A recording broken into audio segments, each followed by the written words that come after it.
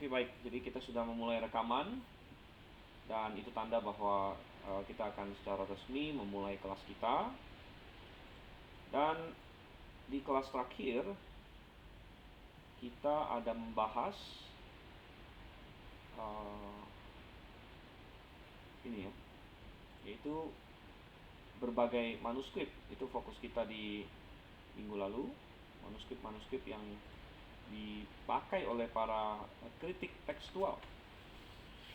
Ya, dan saya di sini ada hujan. Saya tidak tahu apakah di tempat mahasiswa sekalian ada hujan, dan saya tidak tahu juga apakah suara hujan terdengar, tapi mungkin ada sedikit ya di suara background.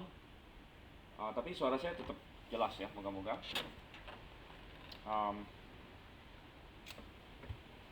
Puji syukur kita ini ada hujan. Saya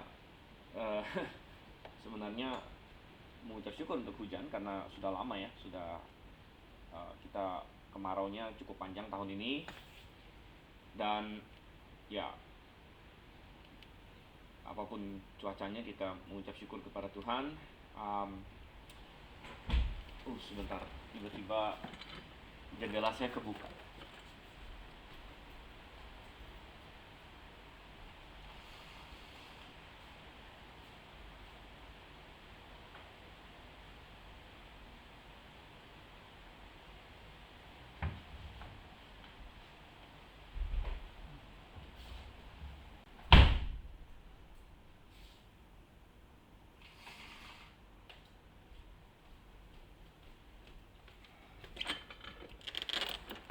Oke. Baik, tiba-tiba ada satu jendela yang sudah memang agak rusak engselnya, jadi dia terbuka tiba-tiba. Oke, dan kita akan berdoa. Kita akan memulai kelas kita pada malam hari ini, dan saya akan memimpin kita dalam doa. Bapa di surga, kami mengucap syukur untuk malam ini dan waktu yang spesifik ini, kesempatan yang kami miliki, juga untuk sarana prasarana teknologi yang kami nikmati semua, jaringan internet dan lain sebagainya. Dan kami berdoa agar Engkau menyertai semua peralatan ini dan waktu yang kami miliki ini, supaya kami bisa memakai waktu dengan baik untuk membahas kebenaran firman-Mu mengenai banyak hal, Tuhan, terutama yang berkaitan dengan firman-Mu, apa yang Engkau sendiri katakan mengenai pemeliharaan-Mu terhadap Alkitab yang kami kasihi. Pimpin Tuhan, kami berdoa dalam nama Yesus Kristus. Amin. Oke, baik. Dan ya, minggu yang lalu kita ada banyak membahas tentang manuskrip-manuskrip ya. Itu yang kita bahas. Jadi kita melihat tentang manuskrip Vatikanus, atau dikasih judul atau kode B di sini, Sinaiticus dan sebagainya. Saya ingin sedikit ini men-sharing sesuatu yang minggu lalu saya ada sharing, tapi minggu lalu mungkin saya belum membuatnya sangat jelas sekali. Oke, salah, bukan yang saya maksud. Yaitu minggu lalu, kalau masih ingat, saya ada sharing tentang bagaimana Anda bisa melihat Vatikanus di internet ya, karena itu sudah digitalisasi. Saya kemarin ada kasih linknya, saya akan kasih link lagi ya. Dan ini ada linknya, saya sudah taruh di public chat kita ya. Dan saya ada selidiki lagi setelah itu ya, dan saya dapatkan seperti ini. Jadi seperti yang di diktat kita dikatakan bahwa Vatikanus itu dia sudah dalam kondisi yang tidak lengkap, gitu kan? Nah, memang pastinya awalnya dia lengkap, gitu ya. Tapi karena sudah, ya kalau dia dari abad keempat berarti sudah berapa ini? Sekarang abad 21, berarti sudah 1600-an tahun mungkin ya, kurang lebih 1600 tahun. Jadi Vatikanus yang di tangan kita sekarang sudah tidak lengkap. Dan dia mulai dari Kejadian sebenarnya ya, dia mulai dari Kejadian. Nah, tetapi Kejadian 1 sampai Kejadian 46 itu hilang sebenarnya ya, hilang.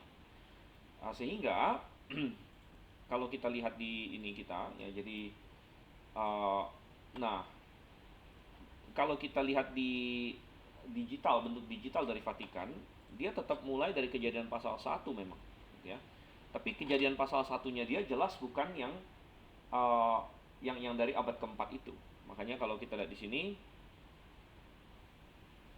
Kejadian pasal satunya adalah bentuk apa? Bentuk kursif di sini, ya, bentuk kursif. Um, jadi ini bukan Vatikanus yang abad keempat. Ini sudah belakangan ditambahkan untuk menutupi kekurangannya Vatikanus. Jadi ini para ahli juga paham bahwa ini bukan Vatikanus yang asli, gitu ya. Nah, sedangkan Vatikanus yang asli itu mulai dari pasal 47 ya, dari Kejadian. Nah, ini dia contohnya ya. Jadi kita melihat ini adalah bentuk apa? Majuskules yang kita bilang tadi, yang pernah kita pelajari. Jadi kalau Anda ingin melihat majuskules itu gayanya seperti apa, ya seperti ini. Dia jadi huruf besar semua dan kemudian tidak ada spasi. Jadi kita harus ini ya, sangat-sangat intinya membacanya lebih susah, dan kita harus jauh lebih fasih dalam bahasa Yunani untuk menghafal ini daripada kalau sudah dipenggal-penggal ininya, perkataannya begitu. Ya, jadi oke, dan kalau kita lari ke Perjanjian Baru di sini ya. Ya, ini Matius di sini. Ya, Matius, jadi Biblos di sini ya. Dia sigmanya, dia fontnya pakai ini ya, seperti ini. Tidak lazim kalau kita di modern sigma itu tulisnya seperti ini, tapi dia tulis seperti ini ya. Jadi Biblos Geneseos di sini ya. Di sini ya, Yesou Huyo, David di sini ya. Jadi Yesus putra Daud ya. Putra Huyo Abraham di sini ya. Jadi ini contoh di sini ya. Nah, kemudian kalau kita lihat, ini contoh awalnya Markus di sini. Ya, awalnya Markus kita lihat di sini. Jadi ini akhir dari Matius. Dan perhatikan bahwa mereka belum punya ini pembagian pasal dan ayat pada waktu itu. Jadi kita masih ingat bahwa pembagian pasal dan ayat yang modern, sistem yang modern sekarang itu dibakukan pada percetakan Pectus Recaptus yang berikutnya oleh Robert Estienne atau Stephanus di situ ya. Jadi tidak ada tanda nomor-nomor ayat di sini ya. Dan oke, kita lihat di sini. Nah, ini ya, ini saya bacakan onoma, perhatikan sini kan, Anda lihat nggak? Onoma, dalam nama, onoma, patros, jadi dalam nama Bapa. Kemudian apa? Atau Huyo, putra, kaito, hagio, pneumatos, ya, pneumatos. Saya agak sedikit tidak biasa juga dengan font yang dia pakai ya. Jadi sigmanya kayak C ya, ini agak sedikit beda nih dari yang biasa kita pakai ya. Pneumatos ya. Kemudian apa? Didas kotes ya, sambil mengajar ya. Autos yang mengajar mereka. Memang agak lebih susah ya bacanya, terutama bagi Anda yang sudah belajar Yunani ya. Kalau Anda tidak ada pembagian tidak ada pembagian katanya, mesti lebih paham ya. Jadi ini intinya adalah amanat agung di sini kan. Baptis mereka dalam nama Bapa, onoma to patros, ya, atau huyo kai atau hagio dan semacam. Em, ya, dan aku akan menyertai kalian sampai katanya ya em, akhir zaman, Tou Aionos di sini, Tou Aionos. Ya. Oke, dan habis itu masuk ke Markus. Jadi perhatikan caranya ya. Jadi kalau misalnya ada suatu kitab dia selesai di sini, kemudian dia akan mulai kitab selanjutnya di kolom selanjutnya. Dan itu eh, konsisten seperti itu. Ya. Konsisten itu misalnya kalau kita melihat di sini dari ini ya, nah ini Lukas ya, Lukas terus naik ke Kisah Para Rasul. Perhatikan sini kan. Nah, Lukas berakhir di sini dia, Lukas bukan Kisah Para Rasul. Lukas lari ke Yohanes. Ya. Oke. Ya, ini Yohanes. NRK pada mulanya, ya. Um, Hologos, ya, pada mulanya. Pada mulanya adalah firman, Hologos. Susah sekali bacanya nih ya. Kai. Sini, tapi Anda perhatikan ya. Jadi lihat tuh. Jadi Sinaiticus, Vatikanus itu seperti itu. Jadi kayak di belakangnya itu kayak ada coretan-coretan gitu. Jadi ada perhatikan di sini ya. Saya nggak tahu kelihatan jelas nggak di screen Anda, tapi jelas sekali bahwa di belakangnya itu kayak ada tulisan lain yang ditulisi gitu, yang kayak ditimpalin gitu ya. Nah, jadi ya ini contoh yang kita bilang bahwa Vatikanus itu dia ada perbaikan-perbaikan, kemudian ada coretan-coretan dan lain sebagainya yang terus terang membuat agak sulit membacanya di bagian tertentu. Nah, kebetulan saya lumayan hafal ini Yunaninya Yohanes 1 ayat 1, jadi saya bisa ketebak lah di sini ya. Jadi di sini NRK pada mulanya, N adalah logos di sini, ini pasti kai maksudnya. Tapi kai-nya ini kayak ada kayak i sedikit di sini ya, yang ini yang lama punya ini ya, yang kayak di ya intinya um, ada banyak hal seperti itu, tapi yang saya ingin tekankan di sini adalah ketika Lukas selesai, jadi Lukas selesai sampai sini, terakhir adalah amen. Di sini amen, amin apanya. Jadi Lukas selesai, Yohanes langsung mulai di kolom selanjutnya. Gitu kan? Dan ketika Yohanes selesai, nah Yohanes selesai sampai sini, Kisah Para Rasul mulai di selanjutnya. Ya, ini terakhir, ini ada kata Yohanes, jadi dia mengakhiri Injil Yohanes di sini, kata Yohanes di sini mengakhiri ya. Tadi yang Lukas juga ada sih, ya. Yang Lukas tadi ada di bawahnya ada kata Lukan di sini ya, mengakhiri Injil Lukas ya. Jadi saya ingin menunjukkan bahwa modus operandi dari Vatikanus adalah setiap kali ada kitab yang selesai di satu kolom, ya, kitab selanjutnya akan dimulai di kolom selanjutnya, gitu ya. Nah, yang aneh yang sudah kita bahas minggu lalu adalah peralihan dari Markus ke Lukas itu satu-satunya pengecualian. Jadi kita akan lihat di sini. Ya.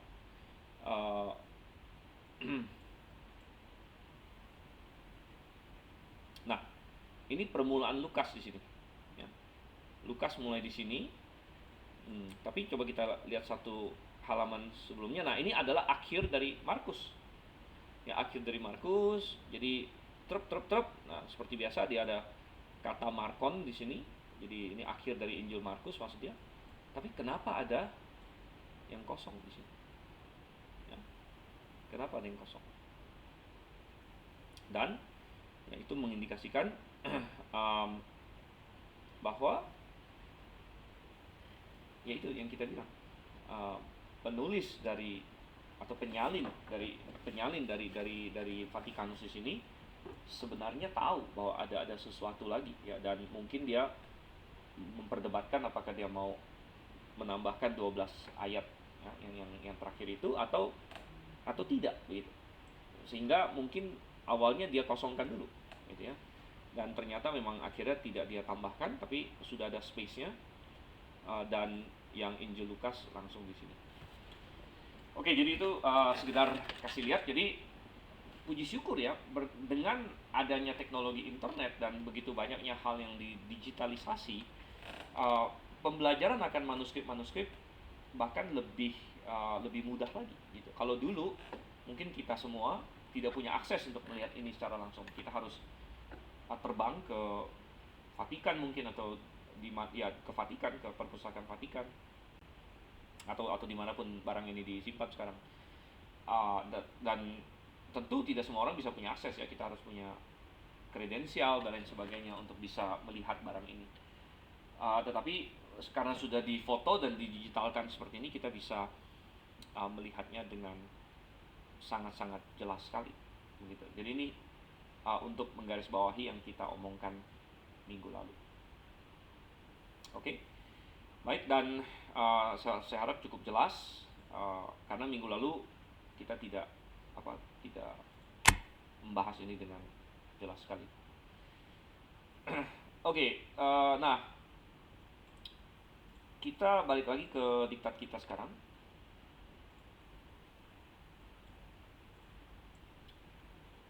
Oke, dan kita sudah bahas ini ya, sudah bahas papirus. Kalau saya tidak salah kita terakhir sampai di sini. Ya, jadi kita sudah selesai membahas papirus. Ya. Nah, mungkin beberapa papirus juga ada online ya. Saya akan coba cek. Tapi kalau papirus saya ada bukunya, secara fisik, buku fisik yang ada foto-foto papirus itu. Saya tidak tahu apakah sudah di-online-kan atau tidak.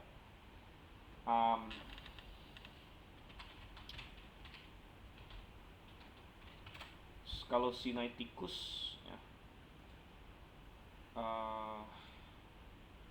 ya, Sinaiticus dia ada ininya juga, ada websitenya juga, Sinaiticus, tapi kayaknya tidak secakep yang Vatikanus ya.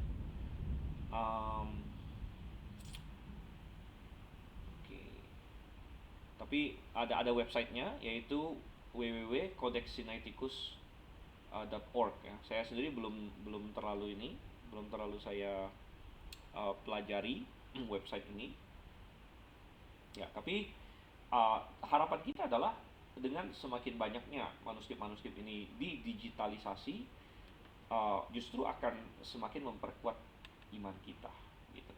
Oke, tapi yang paling penting adalah kita mendekatinya dengan iman, dan mendekatinya dengan kacamata dan sudut pandang yang benar gitu. Oke, tapi kita lanjut dulu sekarang. Kita lanjut ke ini, tujuan dari kritik tekstual. Jadi ingat, kita sedang mempelajari tentang apa yang dikatakan oleh para kritik tekstual, orang-orang yang memegang critical text, orang-orang yang berada di United Bible Society, seperti UBS, orang-orang yang mungkin kita cap liberal gitu ya. Tapi kita tidak mau hanya sekedar kamu liberal maka kamu salah. Nah, kita tidak mau seperti itu ya. Melainkan kita mau kamu liberal, dan kamu liberal karena pandangan kamu seperti ini ya. Dan pandangan yang ini itu adalah salah gitu, karena tidak sesuai dengan firman Tuhan. Jadi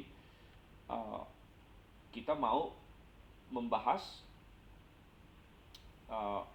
letak kesalahan dari asumsi-asumsi mereka dan pandangan-pandangan mereka sebenarnya.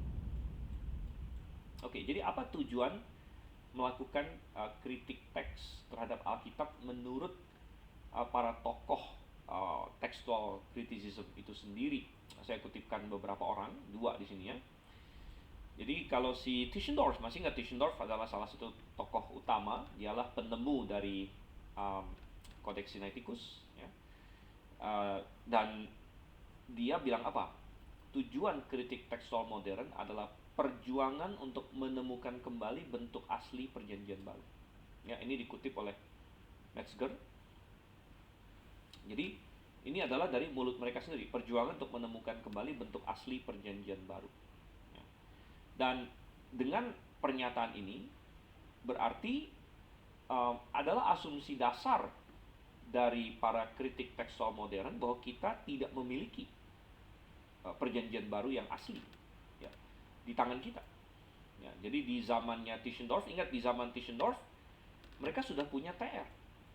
Ya, TR sudah beredar, ya kita bilang 400-an tahun. Ya, dari 1500-an ke 300-an ya, 300-an tahun. TR sudah beredar 300-an tahun, mungkin hampir 400 tahun. Tetapi mereka sesuai dengan asumsi-asumsi naturalistik yang merasa bahwa tidak mungkin yaitu persis sama dengan yang aslinya. Begitu. Sehingga mereka berkata bahwa tujuan kritik tekstual modern adalah perjuangan menemukan kembali bentuk asli perjanjian baru. Ya. Nah, jelas sekali ini menunjukkan bahwa mereka mengabaikan janji pemeliharaan Tuhan. Ya, kalau mereka berjuang untuk menemukan kembali bentuk asli perjanjian baru, berarti bentuk asli perjanjian baru tidak ada pada waktu itu. Tidak ada atau sudah hilang, dan berarti selama berabad-abad bahkan selama ribuan tahun orang percaya tidak memiliki yang dia sebut sebagai bentuk asli perjanjian baru itu. Dan tentu ini adalah sesuatu yang bertentangan dengan asumsi kita, ya, asumsi kita.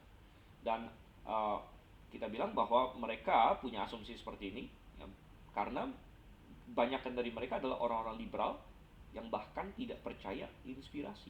Jadi ingat bahwa doktrin inspirasi ya, dan doktrin preservasi itu satu paket sebenarnya. Ya, jadi kalau orang-orang itu tidak percaya inspirasi, bagaimana mereka bisa mempercayai preservasi? Karena ini adalah satu paket. Gitu. Jadi orang-orang liberal yang tidak percaya Alkitab tiada salah, ya, tidak percaya ada suatu pengilhaman yang verbal, plenary, ya, maka dia tidak akan percaya preservasi. Jadi karena itu pemeliharaan Tuhan diabaikan atau bahkan dianggap tidak ada sejak awal. Ini adalah asumsi mereka. Gitu. Dan sebenarnya bagi orang-orang liberal, dia konsisten. Ya, dia tidak percaya inspirasi, maka dia tidak percaya juga preservasi. Gitu kan? Yang aneh sebenarnya adalah orang-orang Injili atau mengaku Injili yang mestinya katanya percaya inspirasi, tapi kok tidak percaya preservasi. Itu tidak konsisten. Sedangkan posisi kita tentunya adalah konsisten juga, yaitu percaya inspirasi dan percaya preservasi di sini. Karena dua-duanya diajarkan Alkitab, dua-duanya dijamin oleh Tuhan, dan terus terang kalau Tuhan hanya menginspirasi dan tidak mempreservasi, maka inspirasi ini agak percuma, gitu, agak percuma. Ya mungkin mereka bilang, tapi kan 90% masih dipreservasi, gitu. Ya tetap saja. Berarti inspirasi pun tidak perlu kata per kata kalau begitu. Kalau ternyata tidak kata per kata, dan mereka sering berargumen orang-orang Injili ya, walaupun tidak dipelihara secara maksudnya kayak persis sekali, tapi mereka bilang istilahnya semua ide-idenya terpelihara. Ya, kalau gitu balik lagi ke dynamic ya. Kalau kita hanya bicara mengenai ide-ide, berarti bukan lagi preservasi yang kata, tapi hanya preservasi ide saja. Nah, kalau Tuhan hanya mempreservasi ide, maka dari awalnya inspirasinya kenapa harus perkata kalau begitu? Begitu inspirasinya kalau gitu juga ide saja juga. Begitu. Jadi intinya kalau misalnya kita menerima inspirasi yang kata per kata sebagaimana diajarkan oleh firman Tuhan itu sendiri, ya maka tidak masuk akal kalau tidak ada preservasi yang sempurna juga. Begitu. Oke. Selanjutnya kita melihat buku Bruce Metzger ya. Ini salah satu ya, Bruce Metzger ini ya namanya sering muncul karena dia salah satu tokoh kritik tekstual yang paling prominent di abad 20 ya, di abad 20 yang memang sudah lewat ya. Bruce Metzger sendiri memang sudah meninggal tapi dia adalah tekstual kritik yang paling prominent di abad sebelumnya. Ya. Dan dia orang yang masih gini, maksudnya banyak orang anggap dia konservatif. Ya, walaupun paham dia tentang Alkitab kacau memang, dan dia juga tidak begitu percaya inspirasi sebenarnya. Tapi masih dianggap konservatif karena dia masih percaya hal-hal seperti keilahian Yesus, ya.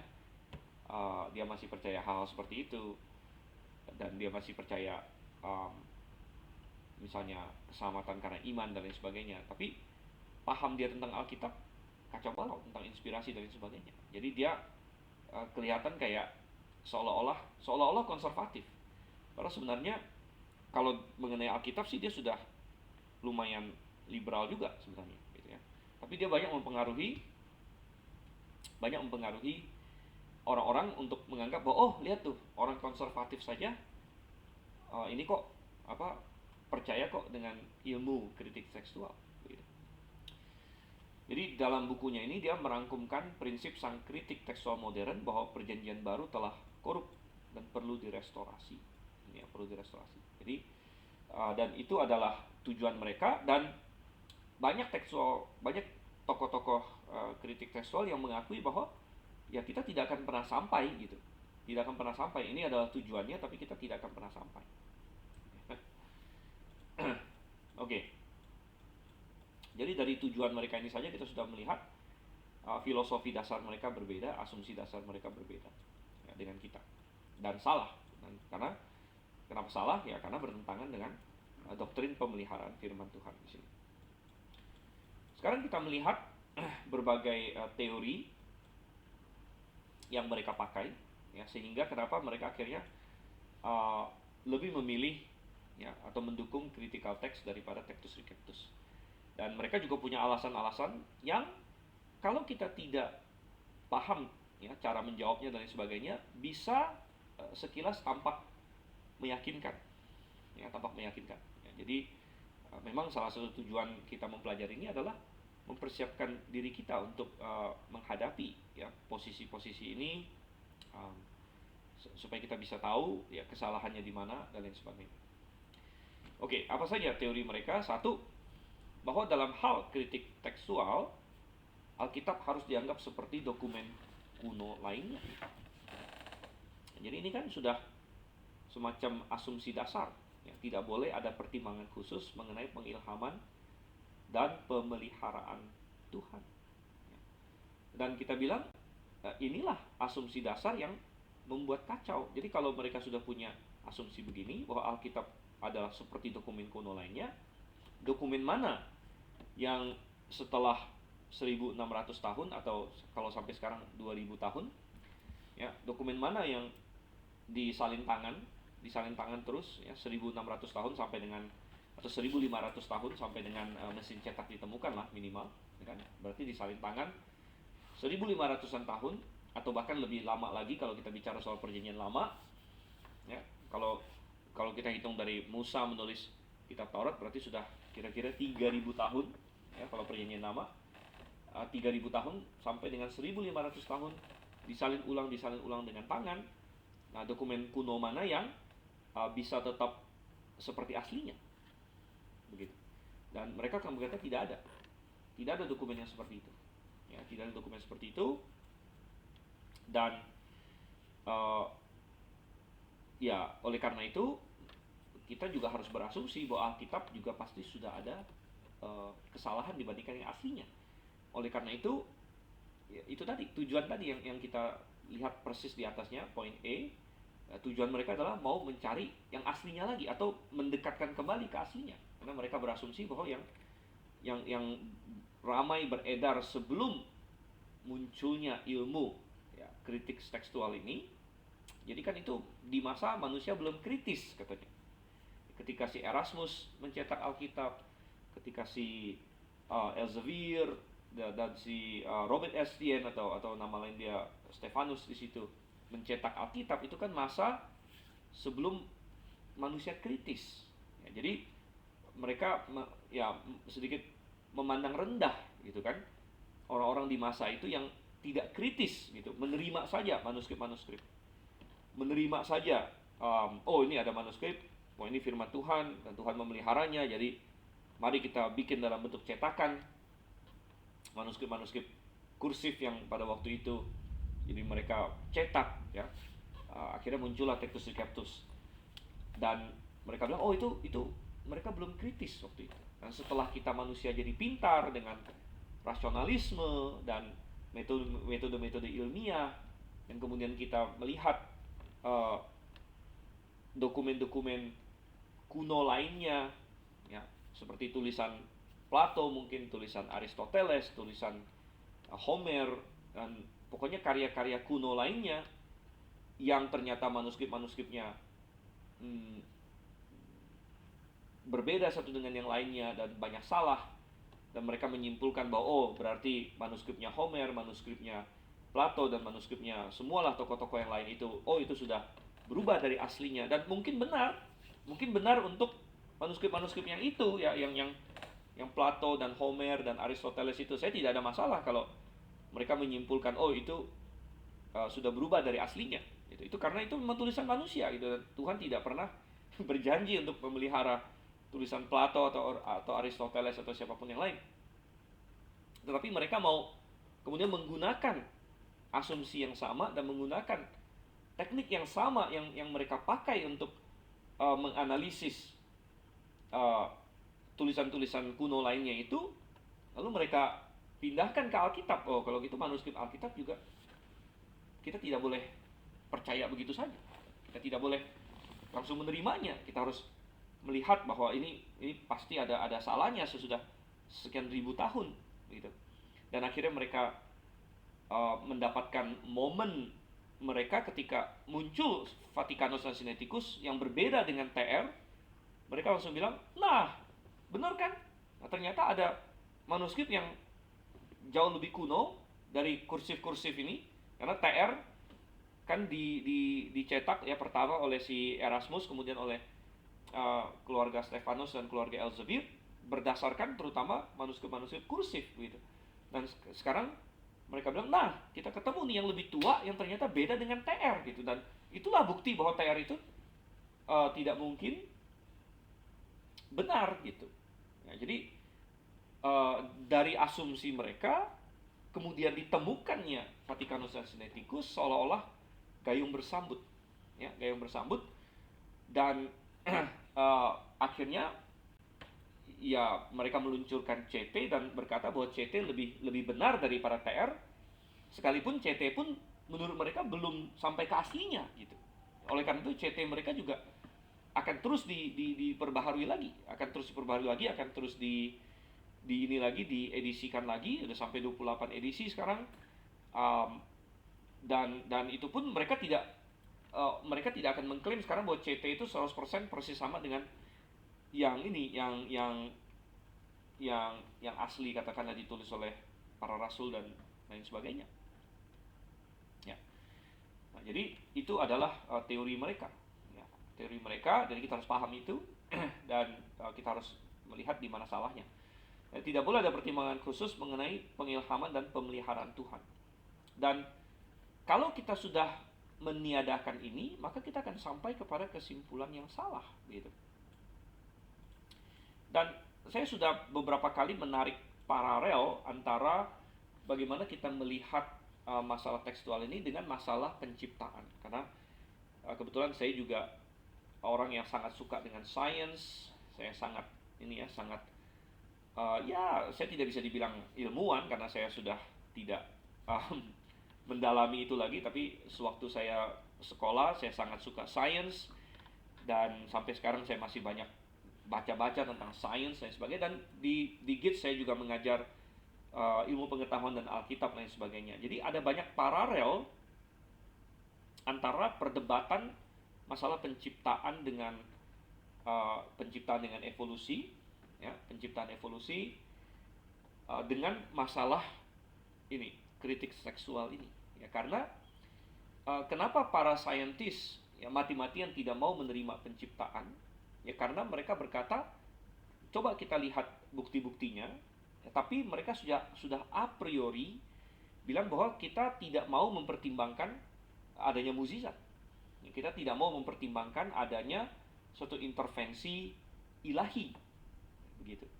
Jadi kalau Anda tidak mau mempertimbangkan intervensi ilahi, maka Anda tidak mungkin bisa sampai kepada penciptaan, gitu. Karena penciptaan itu adalah intervensi ilahi yang paling paling besar, gitu. Dan kalau Anda menerima bahwa Allah bisa menciptakan langit dan bumi, maka semua mukjizat dalam Alkitab kecil, gitu. Apa susahnya Tuhan membangkitkan orang mati, gitu kan? Apa susahnya Yesus bangkit dari kematian? Kalau Yesus adalah pencipta yang menciptakan alam semesta ini, tidak ada kesulitan sama sekali, gitu. Tapi kalau Anda menolak kisah penciptaan, maka semua mukjizat lain dalam Alkitab bisa dipertanyakan, ya, dan memang mereka pertanyakan, begitu. Dan jadi kalau mereka sudah a priori, pokoknya sains tidak memungkinkan mukjizat, loh.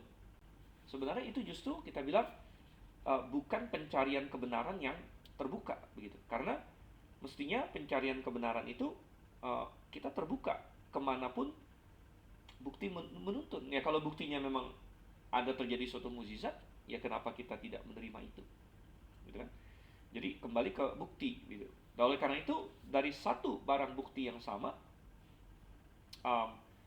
kita bisa sampai kepada dua kesimpulan yang berbeda, gitu. Yang sama sekali berbeda, tergantung kita lihat dari sudut pandang apa. Ya kalau dalam kasus penciptaan misalnya, katakanlah kita melihat fosil, ya. Nah banyak orang Kristen sampai hari ini gagal memahami bahwa kita tidak perlu takut dengan fosil, gitu. Dan artinya begini, ketika orang-orang dunia bilang, oh evolusi benar, buktinya apa? Itu ada banyak fosil. Nah justru salah, kita bilang fosil tidak membuktikan evolusi, begitu. Fosil itu justru mendukung Alkitab sebenarnya kalau kita dari sudut pandang kita. Ya, kalau kita bisa melihatnya dari sudut pandang yang benar, fosil itu sangat mendukung Alkitab, karena fosil adalah bukti pernah terjadinya air bah Nuh sebenarnya.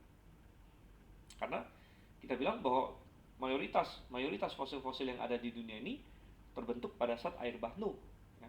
Dan sampai ditemukan fosil di atas gunung, bahkan di atas gunung Everest ada fosil ikan dan binatang-binatang laut. Bayangkan, itu gunung tertinggi di dunia, tapi mereka bisa menemukan fosil makhluk ini, ikan-ikan dan binatang-binatang laut di atas gunung Everest.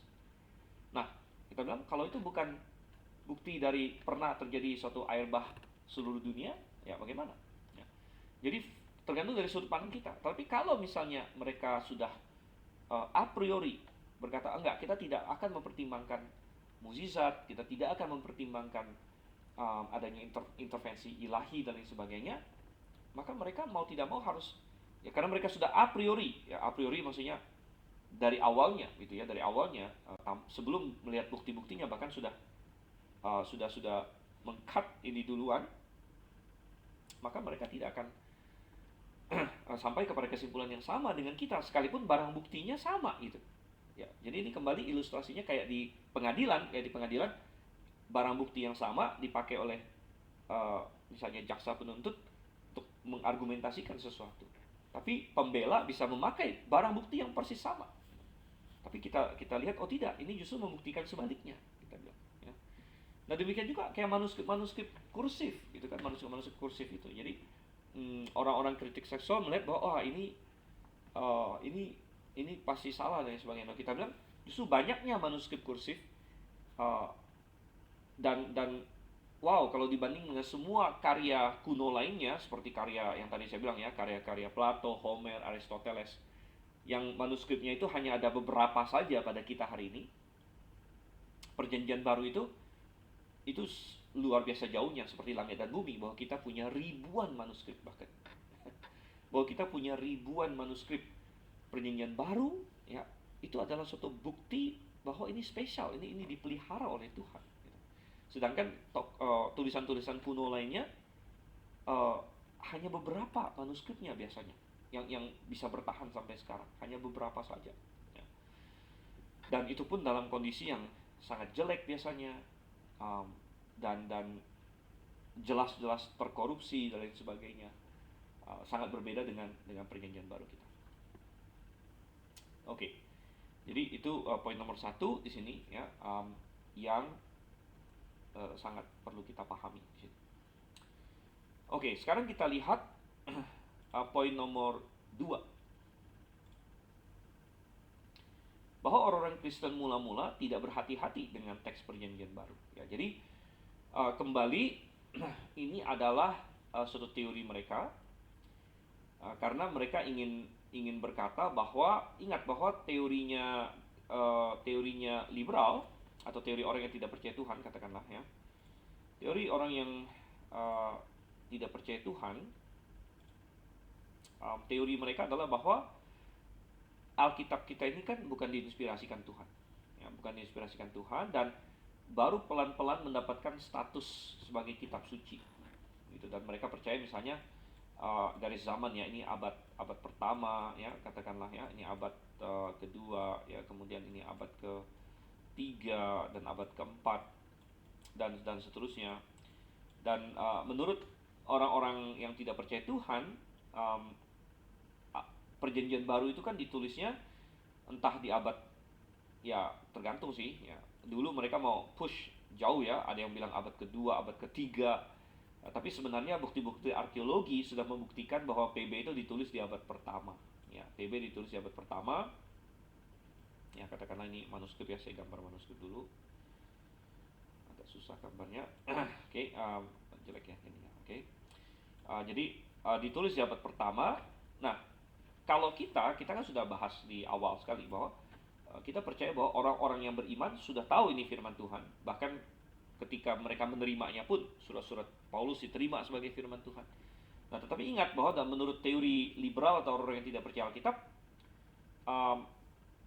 tidak demikian, ya. Menurut mereka melalui proses mitologisasi dan melalui proses yang panjang, di mana gereja yang terorganisir akhirnya berkuasa dan lain sebagainya, barulah akhirnya didekritkan bahwa inilah kitab suci, dan akhirnya baru menjadi kanon di abad keempat, ya.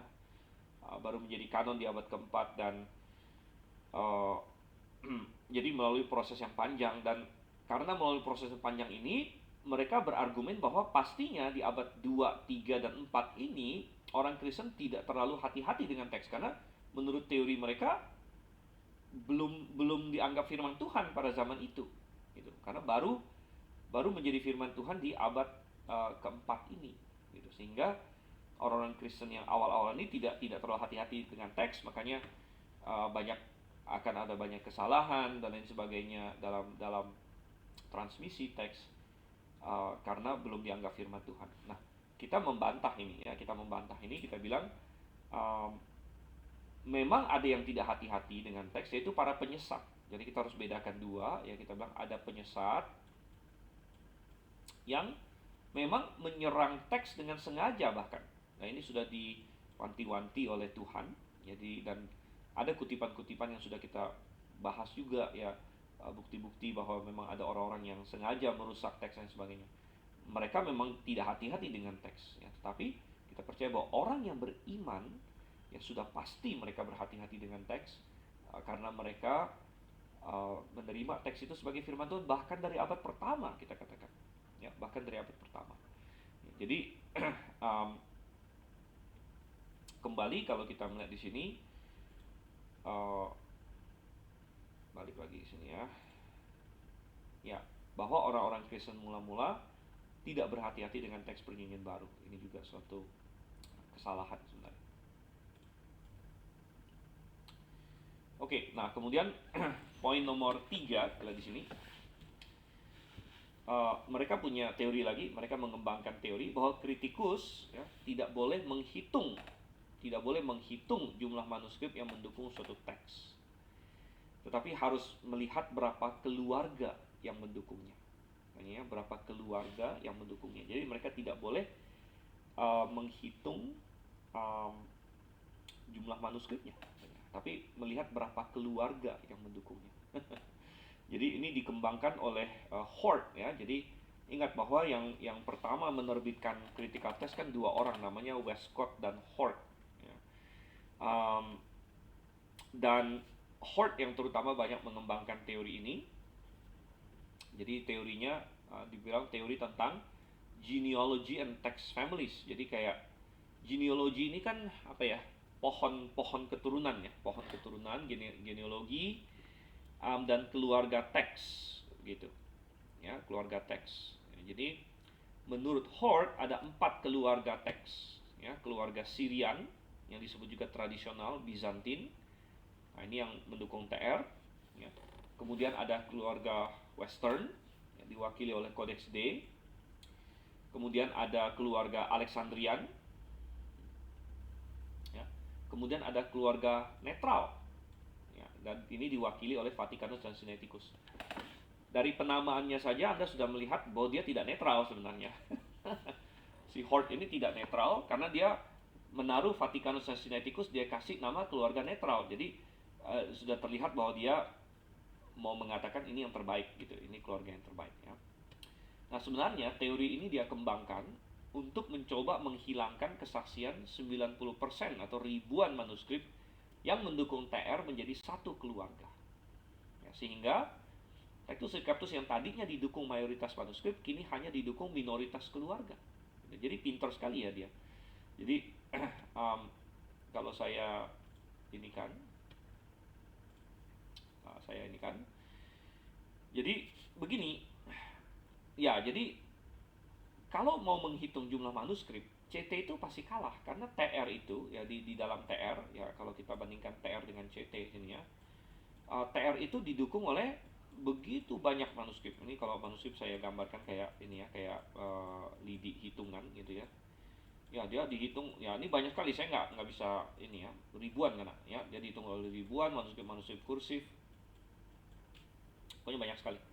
Sedangkan berdasarkan perbandingan CT hanya didukung oleh ya relatif sedikit lah gitu ya, relatif sedikit manuskrip di sini. Jadi kalau kita mau istilahnya menghitungnya ya seperti itu ya, maka CT akan kalah begitu. Dia tahu ya, jadi apa istilahnya pembenaran dia, kenapa dia tetap pegang CT atau dia membuat CT walaupun manuskrip yang mendukungnya sangat sedikit sebenarnya, sangat sedikit.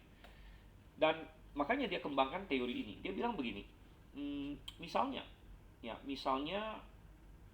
Anda punya 3 variasi. Anda punya 3 variasi. Nah, Anda punya 3 variasi teks misalnya ya. Misalnya Anda tulis surat. Kemudian surat Anda disalin. Ya, kemudian pada suatu saat tertentu pokoknya sudah beredar 3 variasi dari surat Anda. Ya, jadi ada 3 variasi di sini.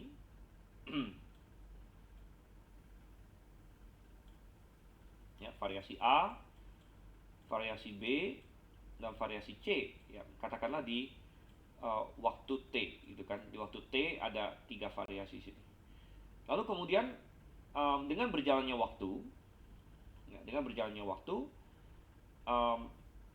lalu A banyak dikopi, ya, A banyak dikopi, ya, menjadi banyak manuskrip lain. B juga dikopi-kopi jadi manuskrip lain. C dikopi-kopi menjadi manuskrip lain. Gitu.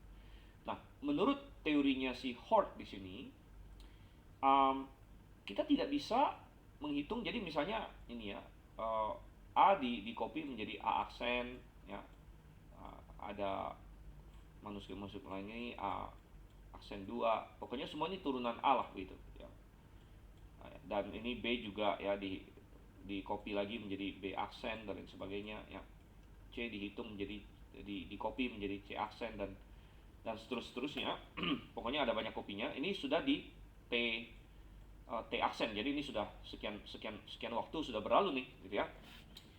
Maka menurut teorinya si Hort ini,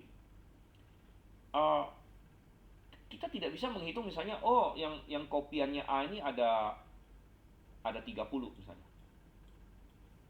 Kopian dari B lalu ada 10. Kopian C ada 5. Jadi artinya dia bilang begini, kita tidak bisa dari sini langsung mengasumsikan A yang benar gitu katanya. Ya. Hanya karena dia banyak gitu. Ya, tetapi kita harus tahu bahwa semua yang 30 ini sebenarnya kan asalnya dari satu katanya. Asalnya kan dari satu A di sini. Ya. Dia satu keluarga gitu. semua ini di-copy dari A atau turunannya A. Dan yang 10 yang mirip-mirip B ini semua di-copy dari satu yang B, gitu ya. Kemudian semua yang mirip C di sini di-copy dari C. Jadi sebenarnya cuma ada 3 petarung, dia bilang. 3 petarung. Jadi untuk menentukan benar atau salah, kita jangan membandingkan 30 banding 10 banding 5 menurut dia. Ini teori dia, ya kan? Tapi kita harus lihat ininya, leluhurnya. Nah, jadi dia mulai memperkenalkan istilah leluhur, ya, pohon keluarga, genealogi dan lain sebagainya, seolah-olah manuskrip itu kayak manusia yang beranak cucu gitu. Nah, jadi ada leluhurnya, dibilang kita harus lihat leluhurnya, ini dari keluarga mana. Gitu. Jadi semua yang 30 yang ini dari keluarga A, dibilang. Jadi kalau kita mau membandingkan mana yang benar, kita harus bandingkan keluarga A dengan keluarga B dengan keluarga C. Jadi kita tidak boleh tidak boleh hitung manuskrip yang di level ini. Ya, kita tidak boleh hitung manuskrip yang di level bawah ini. Kita harus lihat ada berapa keluarga. Nah, dengan cara demikian dia mau mengelompokkan semua yang TR ini satu keluarga. Ini satu keluarga. Ini adalah keluarga Bizantium atau keluarga tradisional dibilang, atau keluarga apa dibilang tadi? Ini ya keluarga dia kasih nama Syrian ya, Syrian. Nah, jadi keluarga Syrian ya, keluarga tradisional atau keluarga Bizantium sesuai dengan nama yang diberikan ke TR memang ya. Sedangkan di sisi lain dia bilang ini ada satu keluarga lagi ya, keluarga Western. Nah, kemudian di sini ada keluarga lagi. Ini keluarga ya. Ada ini keluarga Western, ini keluarga Alexandrian. Nah, kemudian ada keluarga netral katanya. Nah, jadi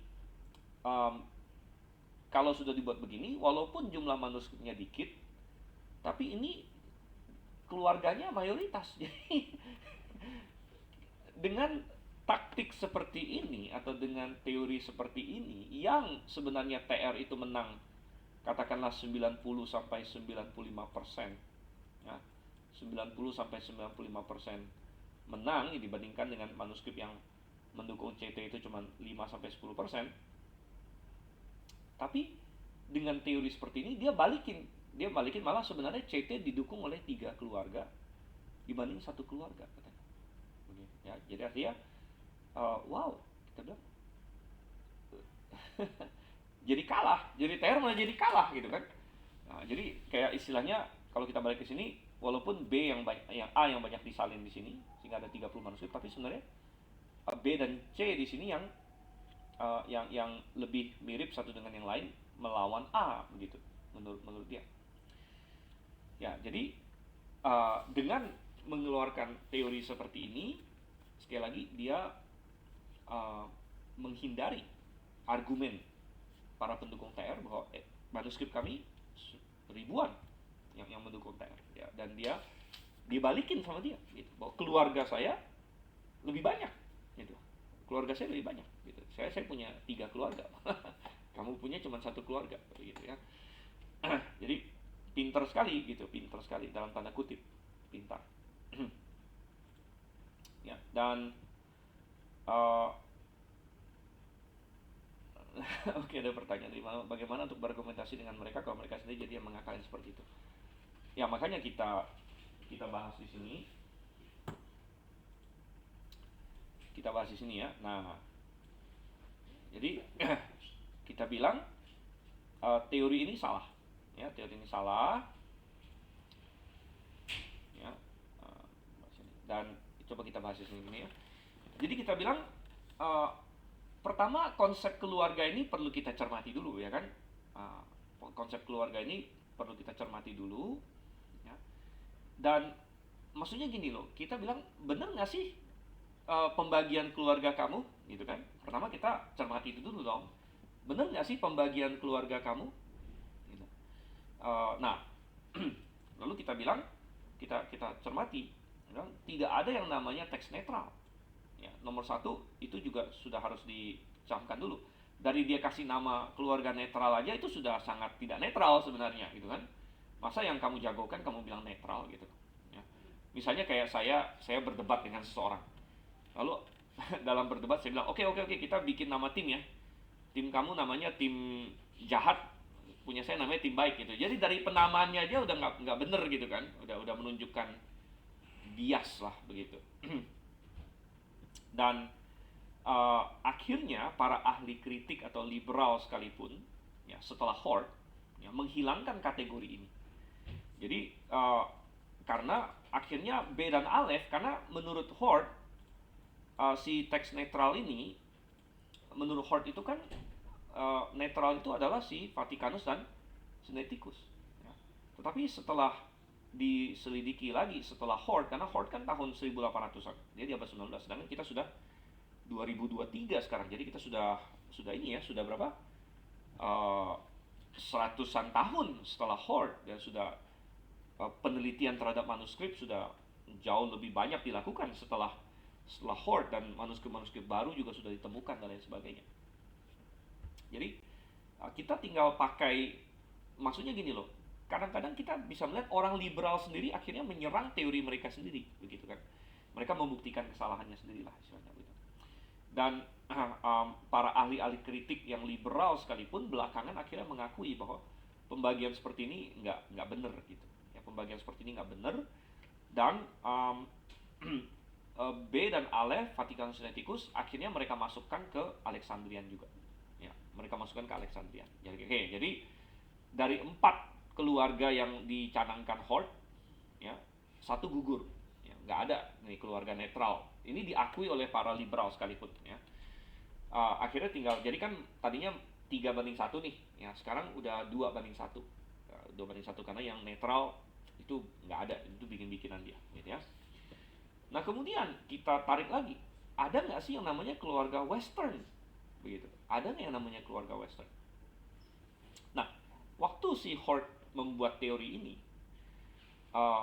dia mencanangkan bahwa Kodeks D adalah contoh dari keluarga Western. Tetapi kita sudah bahas Kodeks D ya di minggu lalu di manuskrip Kodeks D adalah salah satu manuskrip unsial, dan nama lain Kodeks D adalah Kodeks Beza karena pernah dipunyai oleh Beza, walaupun Beza sendiri tidak mau percaya Kodeks D itu ya, walaupun dia yang punya gitu kan, dia tahu itu sangat-sangat korup sekali gitu ya. Dan ya sudah kita bahas bahwa Kodeks D adalah manuskrip yang sangat korup, ada banyak variasi-variasi di Kodeks D yang unik ya, yang tidak ada di manuskrip lain manapun, yang sangat unik, yang kacau. Dan bahkan tidak ada manuskrip yang mirip dengan Kodeks D sama sekali gitu. Tidak ada manuskrip yang mirip dengan Kodeks D. Sehingga pertanyaan kita adalah bagaimana bisa membuat keluarga jika hanya ada 1 anggota, begitu kan? Jadi memang keluarga Western anggotanya adalah si Kodeks D ini. Loh, kalau kamu mau bikin keluarga kan harus ada anggota lain dong, masa cuma 1 gitu kan? Dan anggota yang 1 ini pun jelas-jelas kacau, begitu. Nah, memang tokoh-tokoh selanjutnya setelah Hort ya, seperti von Soden, yang lain berusaha, mereka mati-matian ingin mempertahankan adanya keluarga Western ini. Jadi mereka coba masukin manuskrip-manuskrip lainnya. Oh, siapa tahu manuskrip yang ini juga bisa nih masuk keluarga Western gitu kan. Tetapi karena saking bervariasinya anggota-anggota yang ia coba masukkan ke dalam keluarga Western itu, ia terpaksa membuat 17 subkeluarga dalam Western gitu. Jadi dia masukin manuskrip, oh ini juga Western, oh ini juga Western. Tapi ternyata setelah dicek, manuskrip-manuskrip yang dia masukin ke Western itu sangat berbeda satu dengan yang lain. Sampai dia harus bikin 17 subkeluarga gitu. 17 subkeluarga untuk mengakomodir manuskrip-manuskrip yang dia mau masukin ke keluarga Western ini ya. Dan setelah waktu yang cukup panjang, akhirnya mereka menyerah ya. Jadi ingat bahwa dari Hort di abad 19 sampai sekarang kan sudah ratusan tahun ya, 100 lebih tahun. Akhirnya mereka menyerah, dan bahkan orang-orang liberal sekalipun dalam teks Nestle Aland edisi 25, ingat sekarang sudah edisi 28 ya. Jadi waktu mereka bikin edisi 25, akhirnya mereka mengakui bahwa ya, sepertinya ide tentang keluarga Western ini tidak bisa dipertahankan. Ya, jadi dengan demikian gugur lagi ini satu keluarga yang dicanangkan oleh si Hort ya tahun 1800-an itu. Ya. Dan berarti dari 4 keluarga yang dicanangkan Hort yang katanya mereka menang 3-1, gitu kan? Uh, 2 sudah hilang sehingga akhirnya ya 1-1 gitu kalau mau dijadikan keluarga, yaitu keluarga Bizantium atau tradisional atau Syrian versus keluarganya Alexandria gitu, versus keluarga Alexandria. Nah kalau sudah keluarga saja sudah 1-1, lalu gimana dong? Lalu gimana begitu? Oke, lalu kita lihat di sini ya. Lalu kita bilang di sini ada yang mencoba membuat keluarga-keluarga lain. Jadi setelah si Hort ini bikin teori keluarga ini dan dia mencanangkan ada 4 keluarga, tentu tidak menutup kemungkinan orang-orang lain mulai punya fantasi, mulai punya berbagai ide. Oh jangan-jangan ada keluarga-keluarga lain lagi gitu kan. Nah jadi mereka bikin-bikin nih, ada akhirnya muncullah, oh ada namanya keluarga Kaisaria, keluarga Yerusalem ya. Jadi ini teori-teori lah ya, berbagai teori tentang macam-macam, tetapi semuanya hipotetis ya, tanpa dukungan yang real bahwa ada dibuktikan bahwa misalnya kalau mereka bilang ini keluarga Yerusalem, kenapa dikasih nama Yerusalem gitu kan? Mungkin mereka berasumsi ini adalah manuskrip-manuskrip yang disalinnya di sekitar Yerusalem, tapi apakah mereka bisa membuktikan itu? Ya, ya tidak begitu, itu semua hanya tebak-tebakan, hipotetis ya.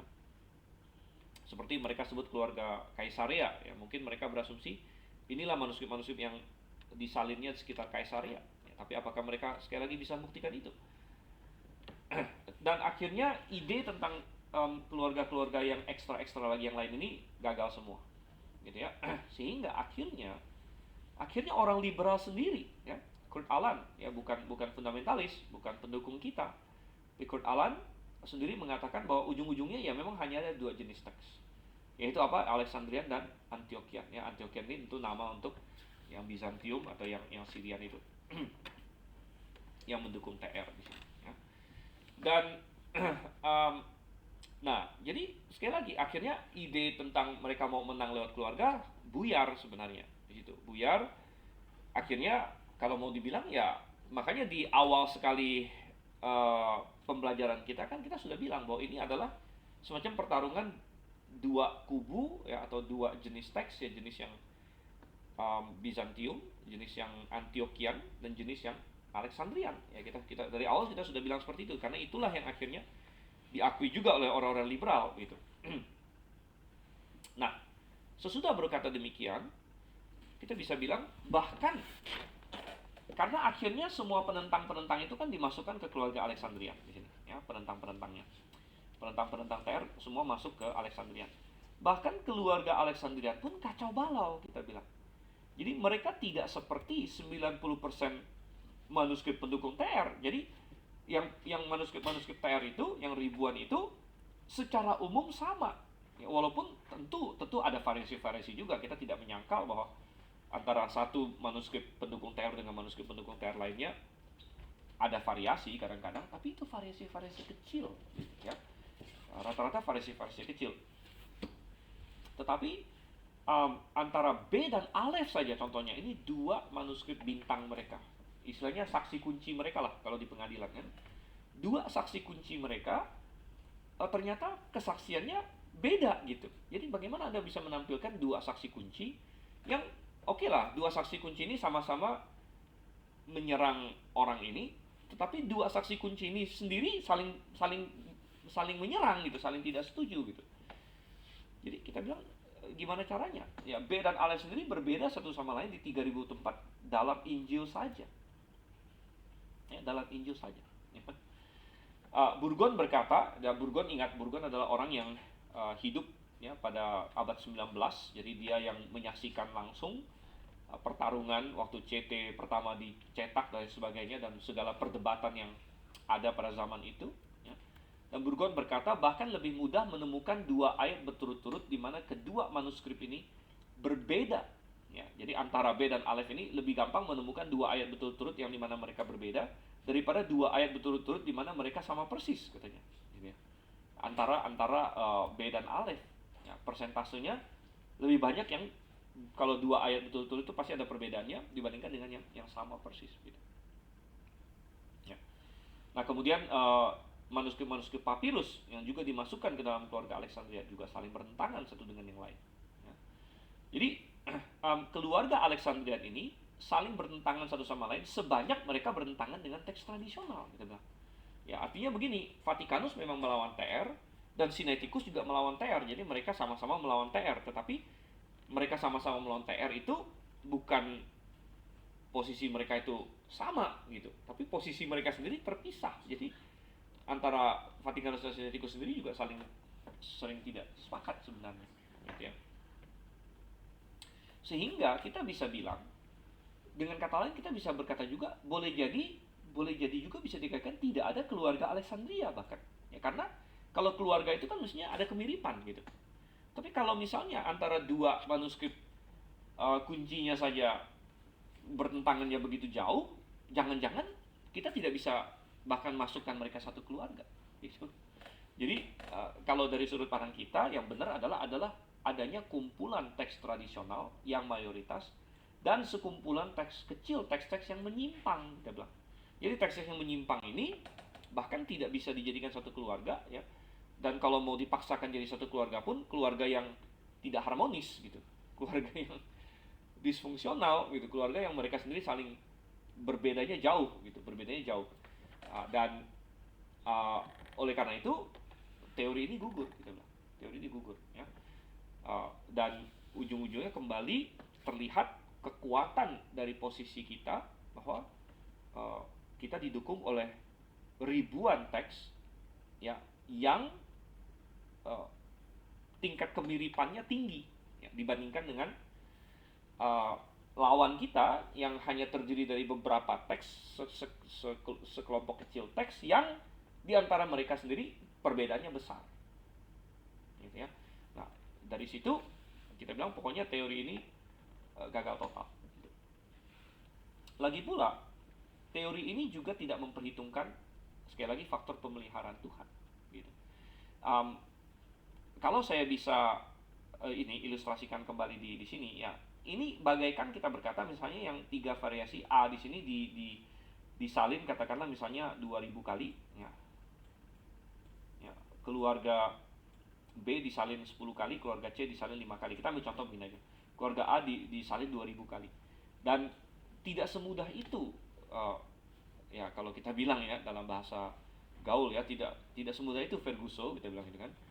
Bahwa Anda dengan membalikkan telapak tangan, Anda ingin menghilangkan kesaksian 2000 manuskrip ini dengan berkata, oh ini semua cuma satu keluarga kok, gitu. Oh ini cuma satu keluarga. Karena kalau begitu dia tidak memperhitungkan kenapa kenapa yang ini kok populer sekali disalib terus. Kenapa yang ini tidak populer, gitu kan? Kenapa yang ini jarang orang yang mau salin? Yang ini juga kok jarang banget orang mau salin ini, gitu. Ya. Dan kenapa gereja-gereja rata-rata salinnya yang ini, gitu. Jadi mereka tidak memperhitungkan itu, dan mereka tidak memperhitungkan bagaimana kalau pemeliharaan Tuhan. Kenapa gereja-gereja dan kaum baptis, ya, yang kita percaya adalah gereja-gereja yang benar sepanjang zaman, ya, gereja-gereja baptis bahkan yang sebelum reformasi seperti kaum Waldensian, mereka pakainya yang ini dan mereka salinnya yang ini, begitu. Jadi kalau kita memperhitungkan faktor pemeliharaan Tuhan dan lain sebagainya, bukan suatu kebetulan bahwa yang ini disalinnya sampai ribuan kali dan yang ini cuma disalin beberapa kali, yang ini juga cuma disalin beberapa kali. Itu karena umat Tuhan yang beriman memelihara ini dan menolak yang ini, gitu ya. Dan dengan demikian kalau kita memperhitungkan faktor pemeliharaan Tuhan, berarti kita harus tahu bahwa pemeliharaan Tuhan adalah di sisi yang sebelah sini tentunya, gitu ya. Oke.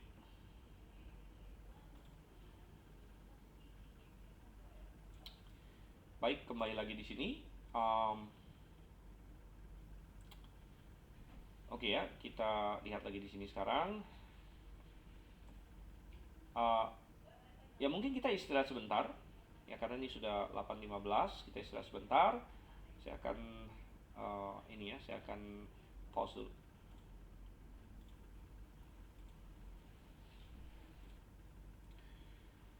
Baik, jadi setelah kita istirahat sebentar tadi, kita balik lagi ke sini. Kita masih membahas tentang teori-teori yang dipakai oleh orang-orang liberal atau para kritik tekstual ya untuk membenarkan CT dibandingkan TR di sini. Lalu kita masuk ke poin yang keempat sini ya, poin yang keempat.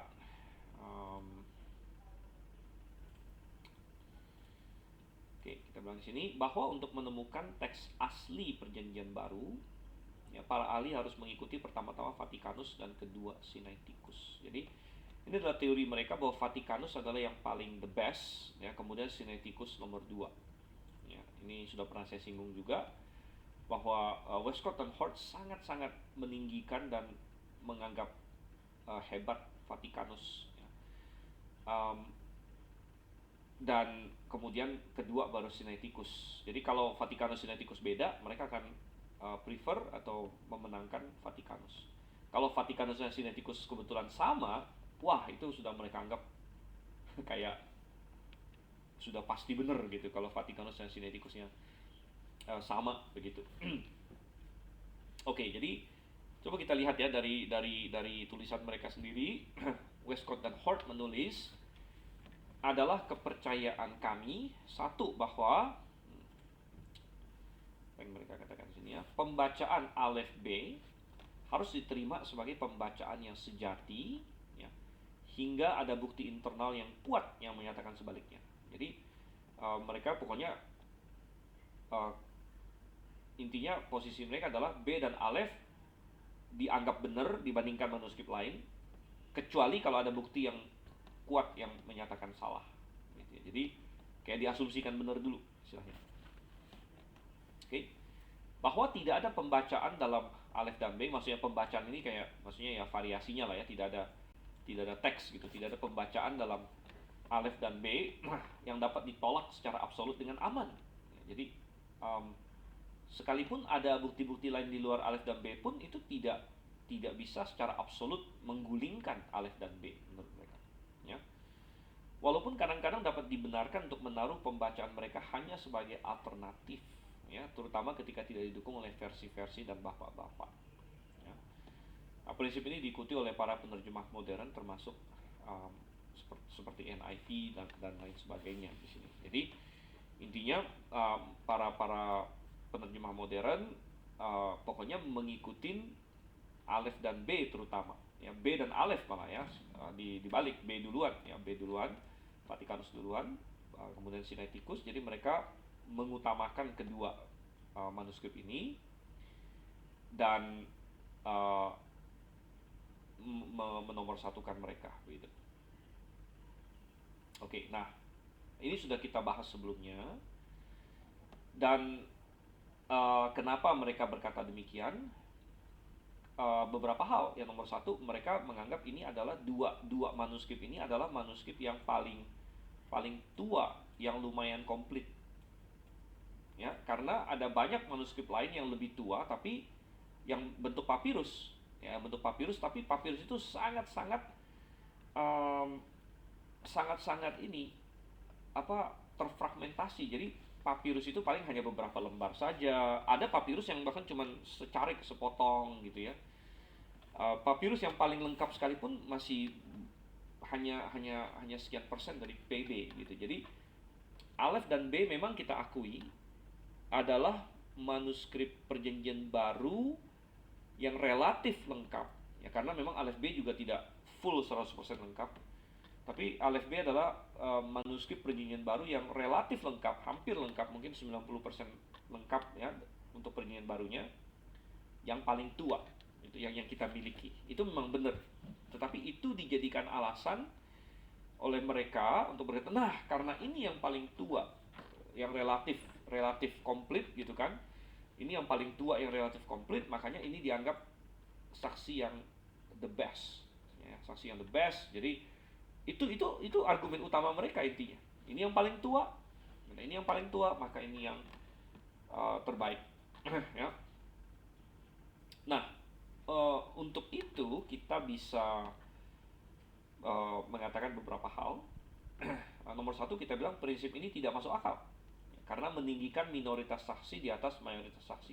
Jadi kita bisa bilang bahwa mereka minoritas sekali, mereka minoritas sekali. Dan artinya kita berkata begini, kalau memang mereka adalah the best, kenapa gereja-gereja Tuhan tidak memakai mereka? Gitu kan? Kenapa gereja-gereja Tuhan tidak menyalin mereka? Ya. Dan menyalin yang lain. Begitu. Menyalin yang lain. Kenapa gereja-gereja Tuhan menyalin yang lain dan memakai yang lain kalau memang mereka adalah the best? Nah, sekali lagi, kalau dari sisi mereka masa bodoh dengan argumen itu. Mereka berkata, lah ya memang karena gereja-gereja pada salah semua, dan bahkan mereka ada teori itu direkayasa oleh gereja-gereja dan lain sebagainya. Jadi, tapi kita berkata, kalau kita datang dari sudut pandang iman, itu bahwa enggak dong, Tuhan pasti memelihara firman-Nya melalui gereja-gereja, ya, melalui gereja-gereja yang terutama yang percaya Tuhan, gitu kan. Dan gereja-gereja Waldensian, ya, gereja-gereja Anabaptis, dan apalagi yang setelah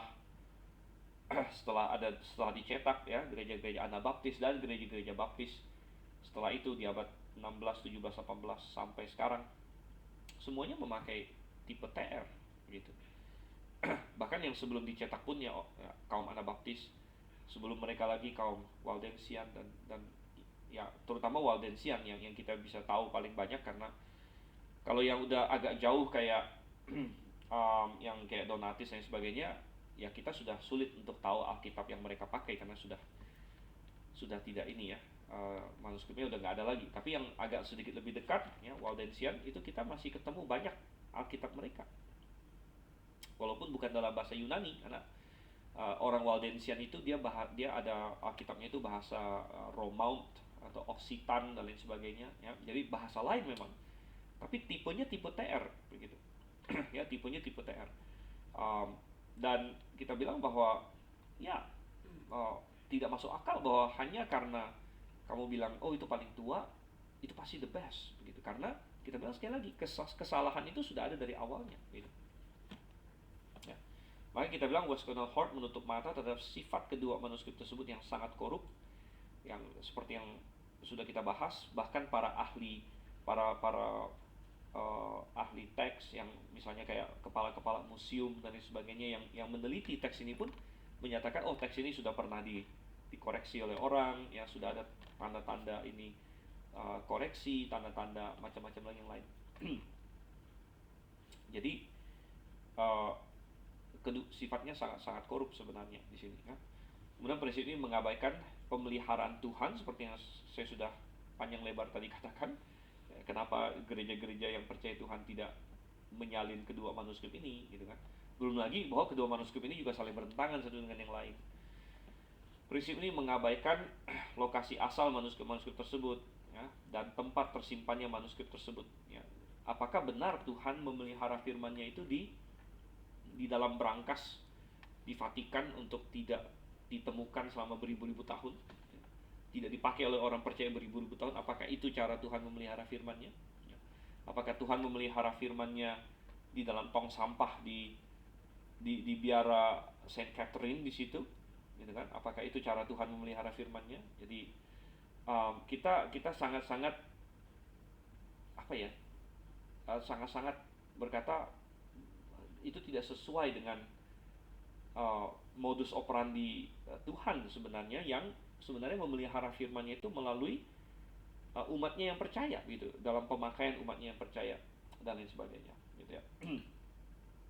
Oke, so ada sedikit ini ya, pertanyaan atau komentar mungkin dari Immanuel. NIV dengan TB itu sama. Nah, apakah bisa dikatakan bahwa LAI bukan terjemahan dari CT melainkan hanya dari NIV? Ya nggak bisa dibilang gitu juga ya. Pasti dia ada apa ya, dia pasti menerjemahkan dari bahasa Yunani, tetapi memang sudah terpengaruh oleh filosofi yang sama, ya, dengan yang filosofi yang sama dengan yang dipegang oleh NIV, begitu ya. Jadi makanya ya ada kemiripan di situ. Memang benar, karena NIV ini juga kayak setengah literal setengah dinamis gitu. Nah, LAI juga setengah literal setengah dinamis sebenarnya. Ya karena dibilang dinamis sekali, LAI itu belum separah misalnya apa itu yang kemarin kita ada ngobrol di kelas itu tuh, apa itu TSI ya, apa itu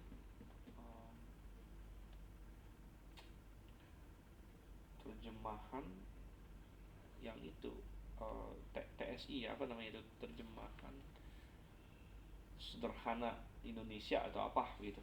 Ya, terjemahan sederhana itu kan, itu sudah parah sekali. Jadi kalau dari skala ya, misalnya ini literal banget ya, literal banget itu kayak interlinear, jadi itu udah bukan terjemahan, kayak cuman kata per kata. Nah, ini juga kurang cocok gitu, artinya kan tidak dibentuk jadi kalimat yang bagus gitu kan.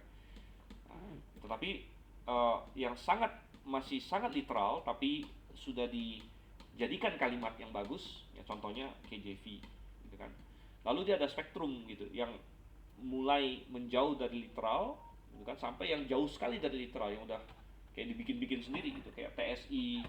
Terus kalau di bahasa Inggris itu kayak apa ya, The Message ya, itu sudah sangat jauh sekali. Nah, kalau NIV dan ITB itu kayak di tengah-tengah gitu, di tengah-tengah. Jadi belum apa ya, sedinamis-dinamisnya, belum ya, belum separah-parahnya, tapi juga tidak uh, literal sekali begitu ya. Ada cukup banyak tempat di mana dia ini, tapi LI itu masih inilah, masih lumayan dekat ke literal, tapi sudah tidak literal sekali. Dia agak ke tengah begitu ya. NIV mungkin sedikit lebih ke tengah lagi daripada ITB sepertinya ya. Tapi tidak beda jauh gitu ya. Nah, jadi ya itu seperti itu ya. Oke, kemudian ada pertanyaan dari Bapak Hansen, di mana referensi untuk kita bisa mengetahui perbedaan antara alif dan B? Oke, sebenarnya simpelnya adalah kalau mau langsung ke source ya, kita sudah bisa ingat, Vatikanus kan sudah di apa? Sudah di digitalkan tadi, gitu ya, sudah digitalkan, dan Sinaiticus juga sudah digitalkan. Jadi kalau bagi yang ngerti bahasa Yunani, ya tinggal lihat aja dua manuskrip itu, begitu. Tapi kalau misalnya mau daftarnya, begitu ya, daftarnya, saya nggak tahu ada nggak ya daftarnya ya. Maksudnya yang sudah didaftarkan cakep-cakep gitu ya. Coba saya cari.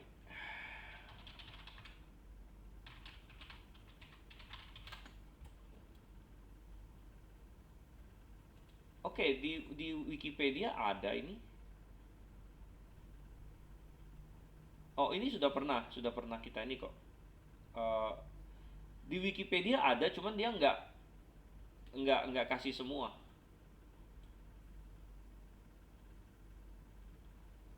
Ya, ini saya ingat, saya pernah tunjukkan ini ya. Tapi kalau perbedaannya apa? Ya, ini coba, ini ada sampel ya dari Wikipedia. Oke, jadi boleh dicari nanti di halaman Wikipedia. Ini saya kasih aja di ininya, di linknya di chat ini ya. Jadi perbandingan kodaisis itu bentuk jamak dari kodeks ya. Perbandingan kodeks Sinaiticus dan Vatikanus. Dan dia ada kutip yang menurut Herman Hoskier di sini. Herman Hoskier adalah bukan seorang fundamentalis ya, Herman Hoskier, tapi menurut Herman Hoskier belum menghitung kesalahan iotasism ya, jadi kayak beda-beda huruf hidup saja gitu. Jadi tidak menghitung itu loh gitu ya. Itu saja sudah ada 3036 textual variation ya, antara Sinaiticus dan Vatikanus ya, di Injil saja. Jadi dia belum hitung yang Kisah Rasul sampai Wahyu gitu ya. Dan dia jadikan ini di Matius ada 600-an, Markus 500-an, Lukas 7 ribuan dan Yohanes 1000-an. Wow, Yohanes banyak sekali ya. Oke,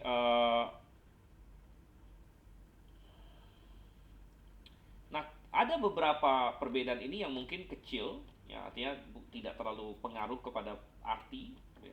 Tapi ada juga mungkin yang beda, ini yang menimbulkan ini perbedaan arti. Ya. Nah kayak perbandingan yang beda-beda kecil itu kan contohnya kayak dia cuman beda ini aja. Beda ini ya, Zare dengan Zara misalnya, ya. Tapi ada yang ini ya, ada yang beda-beda juga, ya. Uh,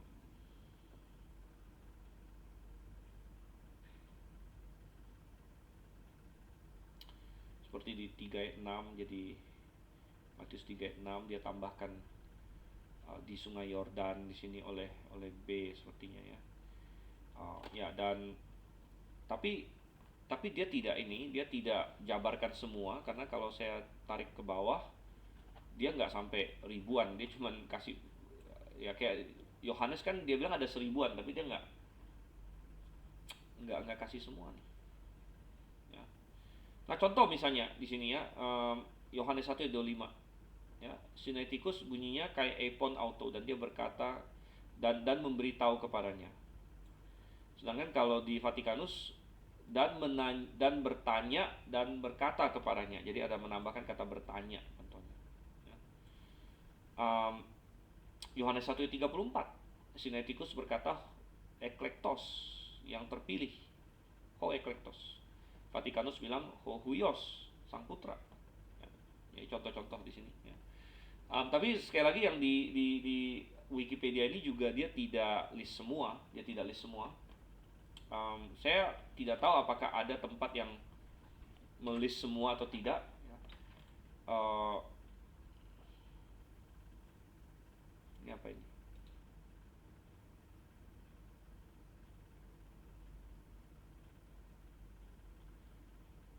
Oke, ya.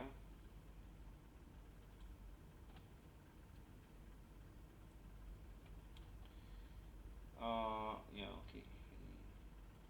Kan, ya. Ya, jadi oke kita bilang, um,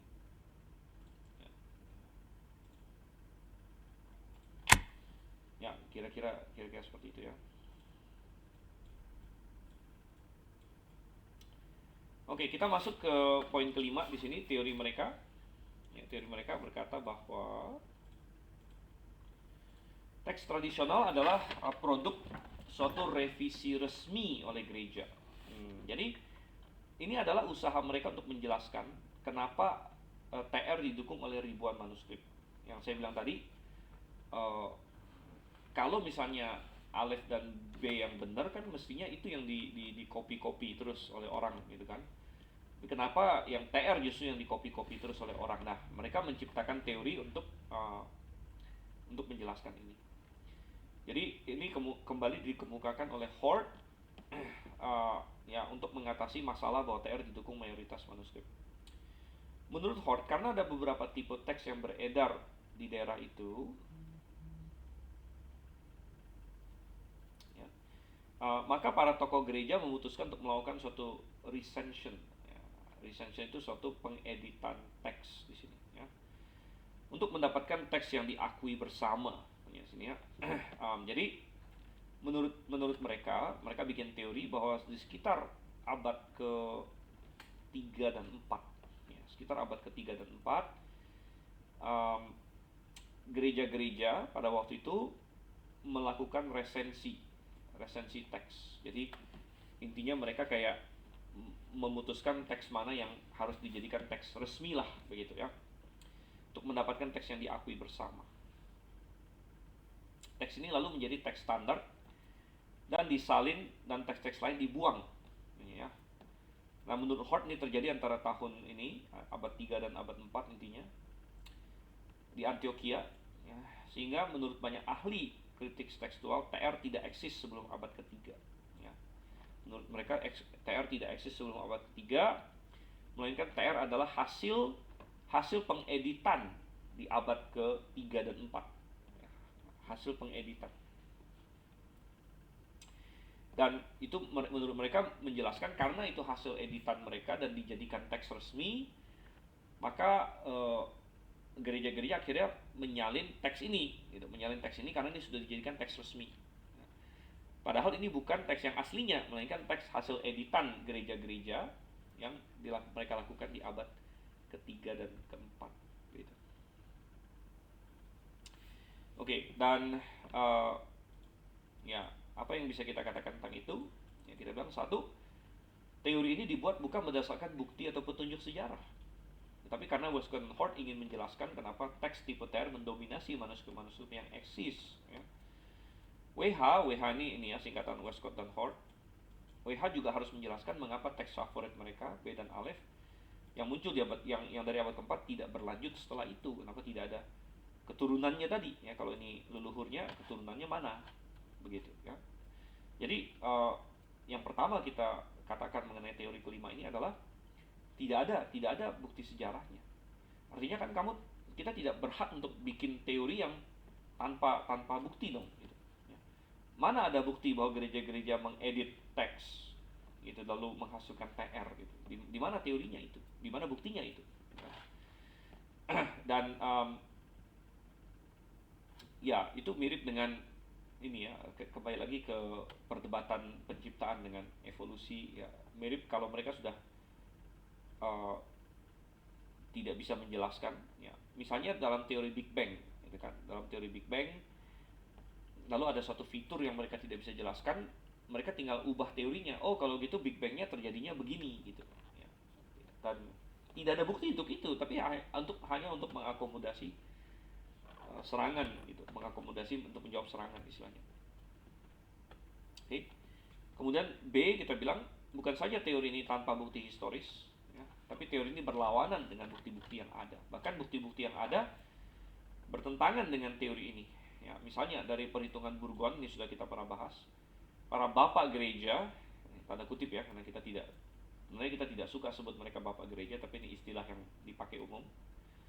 Para bapak gereja mengutip teks-teks TR lebih banyak dari teks-teks cetik dengan perbandingan 3:2. Harus diingat bahwa para tokoh yang diselidiki adalah tokoh-tokoh yang berdomisili kebanyakan di Alexandria, Mesir. Karena mereka lah yang banyak menulis dan karena tulisan mereka yang masih tersimpan pada kita hari ini. Jadi maksudnya bahkan orang-orang yang berdomisili di Alexandria pun yang mestinya condong ke tipe teks Alexandrian itu pun masih lebih berat, lebih condong ke TR sebenarnya dalam tulisan-tulisan mereka. Begitu. Jadi itu mengindikasikan bahwa ya, TR sudah ada sebelum itu. Karena tokoh-tokoh ini kan sebagian ada yang dari abad kedua, abad ketiga, dan sebagainya. Nah, menurut Harry Sturz yang telah mensurvei semua papirus yang telah ditemukan, mengatakan ada dukungan terhadap 839 tempat di TR dalam kesaksian papirus. Dan kita harus ingat bahwa papirus-papirus yang eksis hari ini juga adalah yang berasal dari Mesir karena cuaca yang mendukung di sana. Jadi mestinya pun sudah bersifat Alexandrian, ya, tapi toh masih ada tempat-tempat yang mendukung TR juga di papirus. Ya, jadi ya kita bilang ini sangat membongkar ya, atau membantah teori bahwa TR adalah teks yang baru dihasilkan di abad keempat. Dan yang poin yang kecil lagi kita bilang teori ini sendiri menghancurkan Sinaiticus Vaticanus, bukan membantu mereka. Jika benar pernah ada tim resensi yang diikuti oleh tokoh-tokoh Kristen terkemuka zaman itu, yang sebenarnya nggak ada buktinya bahwa ini pernah terjadi, ya. Tapi katakanlah misalnya memang ada seperti itu, untuk mengedit suatu teks yang resmi yang berotoritas, bukankah fakta bahwa mereka akhirnya memilih teks TR justru membuktikan bahwa TR lah yang benar? Gitu. Dan kita bilang kalau kita berdasarkan asumsi iman bahwa katakanlah gereja-gereja yang benar waktu itu akan memilih teks yang benar, bukan mengedit loh ya, bukan mengubah-ubah teks yang benar, tapi memilih teks mana yang benar, maka mestinya bahwa akhirnya TR yang terpilih kan ya berarti TR menang gitu. Dan itu yang kita bilang memang terjadi, bahwa di abad 2 dan 3 ada banyak penyesatan, banyak teks yang kacau, Lalu akhirnya gereja-gereja yang Alkitabiah ya memilih teks TR. Nah, bedanya kita dengan teori mereka, menurut teori mereka gereja-gereja mengedit suatu teks baru. Jadi kayak digabung-gabungin ya dari teks-teks semua yang ada, mereka gabungin kayak menciptakan teks baru yang tidak pernah ada sebelumnya, nah itu jadi TR gitu. Itu menurut teori mereka. Nah, kita bilang tidak, ya tentu tidak seperti itu. Nomor satu, nggak ada bukti sejarahnya. Kalau ada suatu peristiwa besar begitu kan mestinya dicatat gitu. Karena kayak perdebatan-perdebatan abad-abad itu aja tercatat kok ya. Perdebatan Arius lawan Athanasius misalnya mengenai keelahian Yesus itu kan tercatat dengan baik oleh sejarah. Konsili-konsili dicatat ya, konsili Nisea segala macam, semua itu dicatat. Dan kalau misalnya ada gereja-gereja pernah berkumpul kita mau bikin teks baru gitu, itu kan mestinya jelas ada tercatat di sejarah. Tapi tidak ada catatan sedikit pun mengenai itu. Jadi ini benar-benar teori yang kosong gitu sebenarnya, nggak ada bukti sejarahnya sama sekali. Dan kita bilang kalaupun memang ada kata-kata gereja-gereja bukan mengedit tapi memilih teks yang benar, yang oke, kita bisa saja percaya bahwa memang gereja-gereja terpaksa harus memilih nih mana yang benar karena ada begitu banyaknya teks yang kacau dan korup. Gereja-gereja yang Alkitabiah harus menentukan mana teks yang benar, dan fakta bahwa mereka akhirnya memilih TR ya itu mengindikasikan bahwa memang TR yang benar gitu ya. Tapi sekali lagi beda ya teori kita dengan pemahaman teori-teori mereka dengan pemahaman kita, karena dalam teori mereka TR itu kayak hasil rekayasa lah istilahnya, subteks yang tadinya belum pernah ada lalu dibuat gitu. Nah, sedangkan kita berkata TR justru terpilih atau dipelihara, Tuhan pelihara itu, Tuhan pelihara, dan gereja-gereja yang benar akhirnya ini melanjutkan TR ya, melanjutkan TR di sini ya. Dan kita bilang, bukankah para tokoh yang hidup di abad keempat itu memiliki jauh lebih banyak manuskrip kuno dan hidup sangat dekat dengan zaman para rasul untuk dapat menentukan teks yang asli jauh lebih baik dari para ahli kritik liberal hari ini. Jadi kalau memang benar gereja-gereja awal katakanlah di abad keempat membuat suatu pemilihan teks ya kalau mereka sih bilangnya pengeditan teks, tapi kalau kita balikin ya katakanlah bukan diedit tapi dipilih teks yang benar, maka fakta bahwa akhirnya TR yang terpilih kan jadi justru mendukung TR sebenarnya di situ. Oke, sebentar, ini ada dari Pak Hanson, ada ini ada link ya, link apa ini? Coba saya buka dulu. Loadingnya lama nih.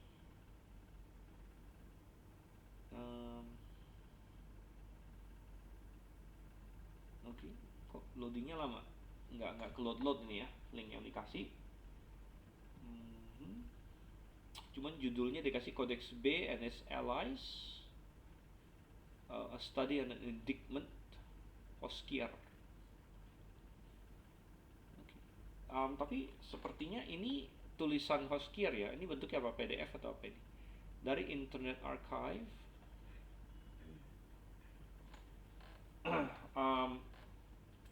Sepertinya ini semacam tulisannya Herman Hoskier tadi ya. Internet Archive itu ya dia kayak ada viewer gitu ya, ada viewer terus ini ya. Dia ini ya untuk buku, tapi biasanya kita bisa download sih, nggak tahu ya. Mungkin karena Herman Hoskier itu kan yang ini yang menghitung ada katanya 3.000-an perbedaan antara Vatikanus dan Sinaiticus di Injil saja gitu ya. Jadi karena dia yang menghitung, jadi bisa jadi dia ini ya. Di saya agak susah kebuka ini, nggak tahu kenapa. Ya, jadi ya saya rasa bagus. Saya nggak tahu apakah dia akan mendetilkan perbedaannya apa saja di bukunya itu ya, tapi ya mungkin dia akan bahas banyak ya di sini. Oke.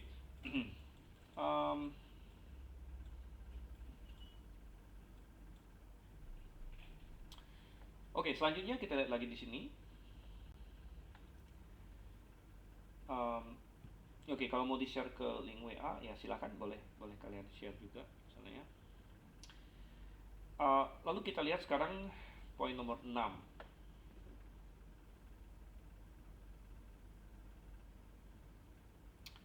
Oke, saya mulai kebuka nih yang ini, yang si Hoskier tulis ini. Ya ini buku nih ya. Saudara Richard bertanya. Oh, bukan Richard, Reinhard mungkin maksudnya.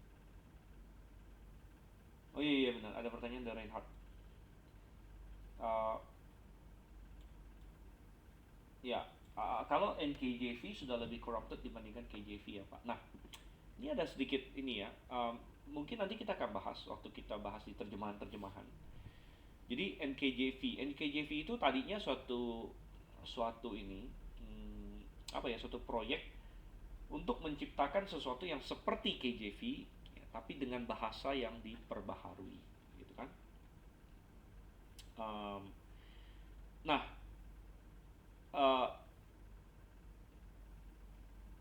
terus terang kita bukan uh, gereja yang berbahasa Inggris kan, kita kan basis Indonesia. Jadi uh, ya saya sendiri belum pernah secara pribadi mempelajari NKJV secara mendalam begitu ya. Saya belum pernah baca Alkitab dalam NKJV misalnya ya. Karena kita basis Indonesia. Saya sudah pernah baca Alkitab KJV ya, maksudnya seluruhnya. Saya sudah pernah baca ya, bahkan lebih dari satu kali. Karena saya pernah waktu saya di Amerika saya ada selesaikan baca Alkitab ya, dari Kejadian sampai Wahyu dalam bahasa Inggris KJV ya, saya yakin beberapa kali bahkan. Tentu saya sudah baca dalam bahasa Indonesia juga, tapi saya belum pernah baca NKJV gitu ya, artinya belum pernah baca NKJV. Saya tidak punya bahkan fisiknya, mungkin ada di perpustakaan entah di mana, tapi tidak maksudnya tersedia bagi saya untuk saya pakai sehari-hari lah minimal ya. Kalaupun saya punya entah di mana lah, di gudang gitu ya, di gudang saya atau di perpustakaan saya. Jadi saya tidak bisa berbicara pasti mengenai NKJV, tetapi ya, gereja-gereja baptis independen yang banyak yang menolak NKJV juga begitu ya, banyak yang menolak NKJV. Jadi saya lihat sih begini, kalau kita bicara soal perbandingan ya, NKJV sudah jauh lebih baik daripada beberapa yang lain yang modern ya, seperti NIV, kemudian apa itu ya, semua yang lain lah, kayak RSV, NASB ya. NASB itu apa, New American Standard Bible ya. Jadi NKJV lebih bagus dari mereka ya. Dan secara teori mestinya NKJV itu didasarkan pada TR teorinya nih gitu kan, karena KJV didasarkan pada TR, NKJV mestinya didasarkan pada TR juga ya. Tetapi banyak gereja baptis yang akhirnya tetap menolak NKJV ya, karena menurut mereka tetap ada beberapa tempat yang sangat yang mereka anggap salah lah begitu ya. Tapi terus terang kalau saya pribadi, saya belum ya, karena saya tidak karena kita bukan ininya Inggris gitu ya, bukan medium utama kita Inggris. Walaupun saya cukup banyak juga sebenarnya berkecimpung di dunia Inggris ya, baik dari bahan-bahan yang saya baca dan lain sebagainya. Tapi kalau dalam pelayanan misalnya saya berkhotbah, saya mengajar dan sebagainya, kebanyakan kan kita pakai bahasa Indonesia. Nah, jadi nah bahkan sekarang ini saya sebenarnya mau mulai membaca yang TB2 begitu ya, karena sekarang TB2 udah muncul, dan walaupun saya sudah memiliki TB2, tapi saya belum pernah baca TB2 dari Kejadian sampai Wahyu gitu. Saya belum pernah baca TB2 situ. Dari beberapa perikop yang kadang-kadang saya baca dari TB2 ya, kayak ada plus minusnya gitu sejauh ini ya, ada plus minusnya di mana beberapa hal TB2 saya lebih suka begitu ya. Tetapi ada beberapa paragraf juga kayaknya apa ya, kayak bahasanya jadi kayak agak kurang mulus gimana gitu dibandingkan TB1 gitu ya. Tapi mungkin itu hanya perasaan subjektif saja mungkin ya. Saya akan ya, saya belum sih, karena sekarang saya lagi baca dalam bahasa asli ya. Saya barusan belum lama selesai baca PL dalam Ibrani. Um, untuk pertama kalinya saya sekarang lagi baca lagi dalam bahasa Yunani untuk PB. um, dan saya mesti mesti coba lagi mencari waktu untuk baca yang TB2 ya, yang TB2. Karena ya saya nggak tahu apakah kedepannya nanti semua kekristenan akan pindah ke TB2, atau ya mungkin LAI maunya seperti itu ya, bahwa semua kekristenan pindah ke TB2. Namun saya lihat nggak segampang itu juga, karena TB1 sudah begitu apa ya, begitu luas gitu, butuh waktu lah istilahnya, butuh waktu, dan itu tidak dibantu karena mereka tidak merilis bentuk softwarenya gitu. Jadi saya juga agak males jadinya, karena kalau saya mau mengutip ayat kan saya paling gampang pakai software gitu kan. Jadi kalau dia nggak rilis bentuk softwarenya, jadi gimana ya? Saya rasa akan sangat membantu kalau dia merilis bentuk softwarenya. Kita juga jauh lebih gampang untuk membuat perbandingan, untuk search dan lain sebagainya gitu ya. Jadi um, ya TB1 kan sudah menjadi petahana, orang bilang petahana, jadi sudah diterima luas di mana-mana. Ya TB2 masuk sekarang, ada banyak terjemahan yang lebih bagus TB2, seperti bahasa roh jadi bahasa lidah. Beberapa tempat lain juga jauh lebih bagus sebenarnya. Ya tapi ya ada beberapa hal yang mungkin mundur sedikit juga gitu ya. Tetapi mungkin secara umum lebih bagus sih TB2. Nah, saya harus baca dulu ya, dari cover ke cover, dari Kejadian sampai Wahyu, yang belum belum saya lakukan untuk TB2. Nah ini seperti itu. Jadi kalau tanya NKJV, ya saya hanya bisa mengandalkan beberapa observasi dari gereja-gereja baptis di Inggris dan di Amerika, yang banyak di antara mereka menolak NKJV ya. Bukan karena NKJV yang paling jelek, ya jelas NKJV jauh lebih bagus dari beberapa yang lain yang modern gitu ya. Jauh lebih bagus dari NIV dan lain sebagainya, tapi menurut mereka dibanding KJV masih masih kalah begitu. Oke, coba kita lihat sekarang di sini di poin nomor 6 gitu ya. Poin nomor 6 sekarang. Oke, sebenarnya waktu kita udah mau habis ini.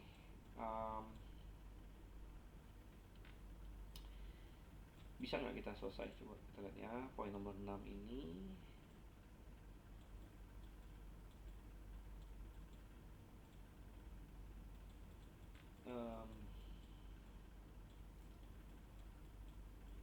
Oke, karena kita berapa kali ketemu lagi?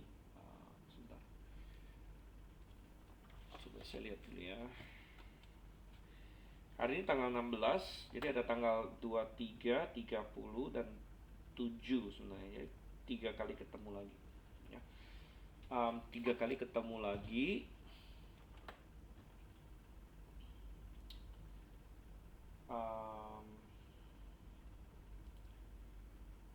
Ya, dan ya, oke lah, kita harus stop di sini kayaknya hari ini. Ya. Kita akan stop di sini karena ini lumayan panjang juga. Dan kita akan ketemu lagi minggu depan. Kita masih ketemu 2 minggu lagi, mungkin saya akan buat dalam bentuk rekaman ya kelas kita.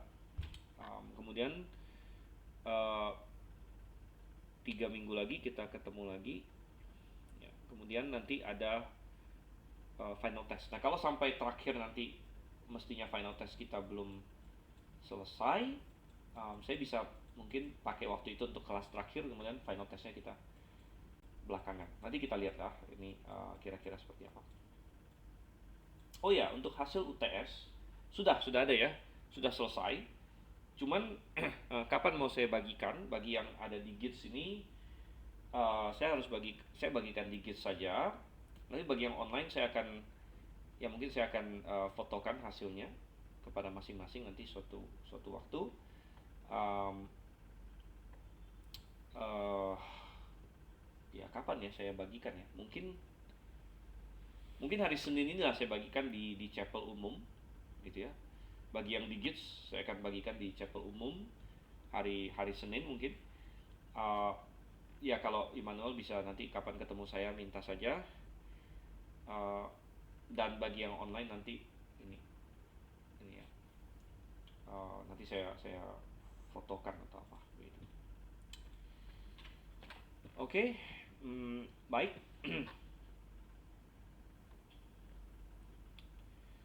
Dan kita akan tutup dalam doa untuk menyelesaikan kelas kita malam ini ya.